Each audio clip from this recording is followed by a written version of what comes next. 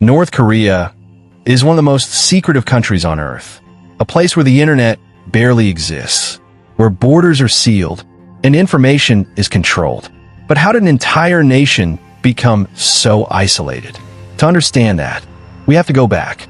The year is 1910. Korea is no longer free. It has been taken over by Japan. For decades, Koreans lived under harsh colonial rule. Their culture suppressed, their freedom gone. Then came World War II. Japan was defeated, and suddenly, Korea was free again. But that freedom didn't last, because two superpowers stepped in, the United States and the Soviet Union.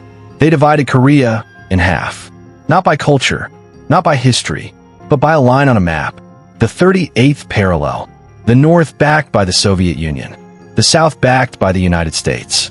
Two systems, two ideologies, communism and capitalism. At first, it was supposed to be temporary, but tensions grew, and neither side wanted to give up control. Then in 1950, war broke out.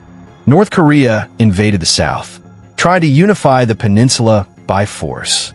The United States stepped in. So did China. And suddenly, it wasn't just a civil war. It was a global conflict. The Korean War was brutal. Cities destroyed, millions dead, families torn apart. And after 3 years of fighting, it ended right where it began. No victory, no peace treaty, just a ceasefire and a border that still exists today. But the war didn't just divide land. It divided systems. South Korea began to open up. Trade, technology, global connections.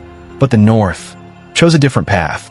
Under its leader, Kim Il-sung, North Korea built a system based on one idea: total control. The government controlled everything. The economy, the media, even people's thoughts. They created an ideology called Juche. It means self-reliance, but in reality, it meant isolation. North Korea cut itself off from foreign influence, from outside ideas, from the world. The borders became sealed. Travel was restricted. Information tightly controlled. There was no free internet, no independent news, no outside perspective. Inside North Korea, the government controls the narrative. Everything people see, everything they hear, is filtered. Even history is rewritten to strengthen loyalty to the regime. And at the center of it all is the leader. After Kim Il-sung came his son, Kim Jong-il, and then his grandson, Kim Jong-un. 3 generations, one family, total control. The country became more closed with each passing year. But isolation wasn't just internal. It also came from the outside. North Korea began developing nuclear weapons, missiles capable of reaching far beyond its borders. The world reacted quickly. Sanctions were imposed. Trade was restricted. Diplomatic ties cut. The goal was to pressure North Korea to change, but instead, it pushed the country even deeper into isolation. Today, North Korea stands apart, economically cut off, politically isolated. Its people live in a completely different reality, separated from the rest of the world. And yet, the system remains, because isolation is not a weakness.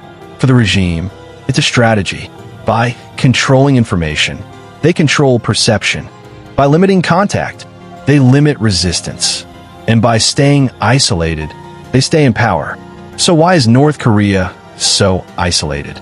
Because of history, because of war, because of ideology, and because isolation itself became the system, a system designed to keep the outside world out and the people locked in. North Korea isn't just a country cut off from the world. It's a country designed to be, because sometimes the strongest walls aren't built to keep people out. They're built to keep people in. And in North Korea, those walls still stand. History doesn't repeat, but it echoes.